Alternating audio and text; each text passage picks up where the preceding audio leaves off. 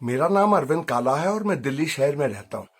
हिंदुस्तान और चाइना के सिलसिले में मैं एक बात कहूंगा, जब लड़ाई छिड़ती है दो मुल्कों के बीच में तो उसका अंत क्या होगा ये खुदा को भी नहीं मालूम रहता।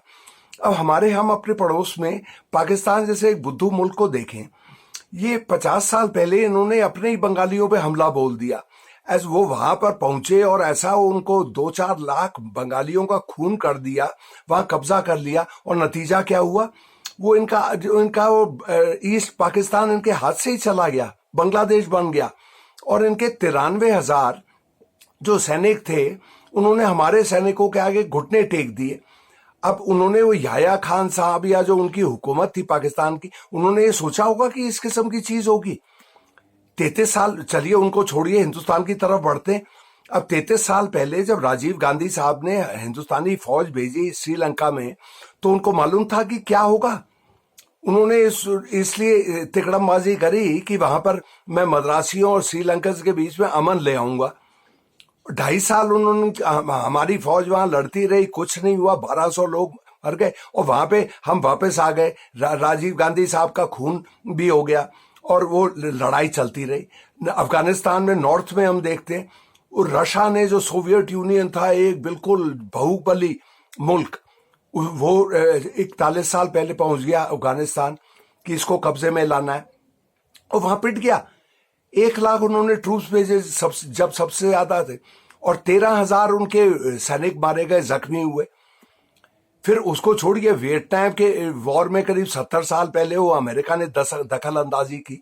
आप ये सोचिए, वियतनाम होगा 7-8 हजार किलोमीटर दूर और वहां पे अमेरिकन पहुंच गए। 5 लाख अमेरिकन सोल्जर गए वहां पर, आखिरकार 58,000 मरे और वहां पे पिट के आ गए, कुछ नहीं हुआ।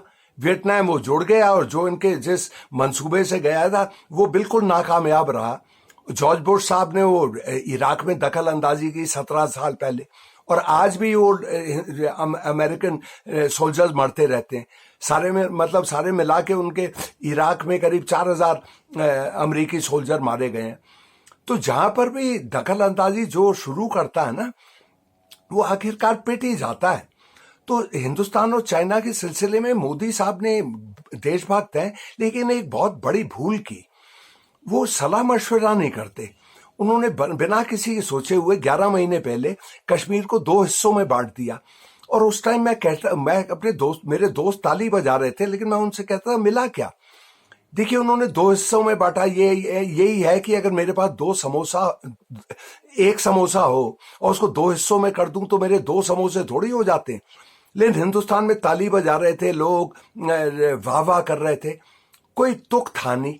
अच्छा, ये चाइना ने ये देखा कि ये तो ललकार रहे हैं हमें। अच्छा, कश्मीर का सबसे बड़ी बात ये है, ये ठंडे बस्ते में था, कोई बात नहीं थी इसमें जंग वंग। मतलब चाइना से तो हमारी करीब 60 साल तक जंग नहीं हुई, ना पाकिस्तान से जंग हुई पिछले 55 साल में। लेकिन ये इंटरनेशनल डिस्प्यूट था। मतलब यूनाइटेड नेशंस का ये कहना था कि कश्मीर का जो स्टेटस है, जो जगह है उसकी, वो आखिरकार फैसला होगा जब भी होगा। लेकिन जब चाइना, अच्छा, वो कश्मीर में एक लद्दाख का भी हिस्सा था जो चाइना अपना हर वक्त कहता रहता था, और चाइना के साथ भी हमारा वो जमीन का डिस्प्यूट था, लेकिन सब ठंडे बस्ते में था। मतलब हमारा हिसाब किताब बिल्कुल सही था। तो जब मोदी साहब ने ये दखल अंदाजी करी तो चाइना ने ये सोचा कि यार ये हमें ललकार रहे हैं। आज ये अपना वो लद्दाख जो हमने अपना कहा हुआ है उसको अंदर कर दिया, कल कुछ और कर देंगे, और वो घुसाए हिंदुस्तान में।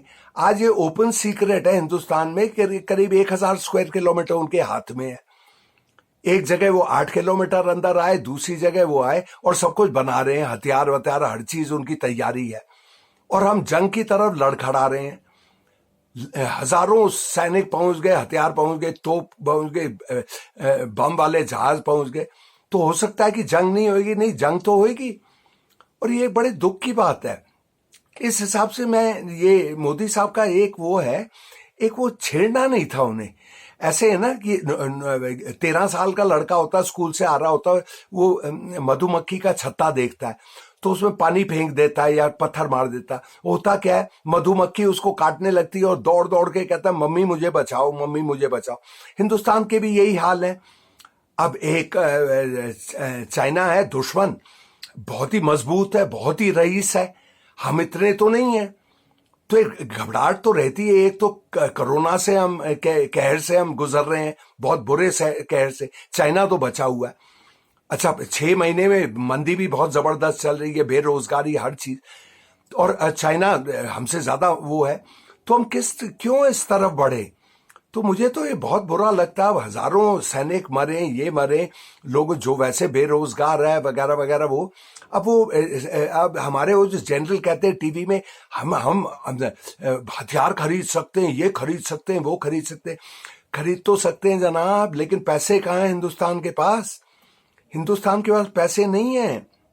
या तो आप अस्पताल और स्कूल बनाइए या आप हथियार खरीदिए। हथियार के हमारे पास पैसे नहीं है। तो इस किस्म की बात, और ये युद्ध की तरफ हम जा रहे हैं। मेरे ख्याल से तो हमारे बहुत बुरे दिन आ रहे हैं, और इसका मतलब एक अफसोस ही होना चाहिए। अब देखिए, हकीकत से परे तो नहीं जा सकता ना। हम कुछ भी देशभक्ति करें और ये कहें कि वो इतने मजबूत है। अब टीवी में वो दिखाते रहते हैं कि हमारे टैंक ये, लेकिन भाई हमारा टीवी वो तो नहीं दिखाता, तो उनके पास क्या है?